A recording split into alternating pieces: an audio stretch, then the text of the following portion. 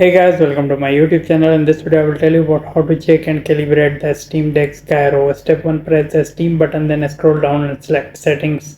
Step 2, scroll down the setting menu and select controller. Step 3, scroll down to calibrate and advanced settings and select open. Step 4, in the left hand menu select gyro calibration. Step 5, you see a set of changing scales at the bottom of this page. These are the gyro measurements to check your calibration. Place your Steam Deck on a flat surface and look at the values. You should see them very close to zero. If not, you have gyro drift, which will cause issues with gyroscopic movement. And again, if you are seeing drift, there is only one thing to do now: select calibrate. Step 6, quickly place the Steam Deck on a flat surface. You only have a few seconds until the recalibration starts. Wait for a few seconds and your gyro will be recalibrated, and you see a note telling you that gyro drift has been corrected.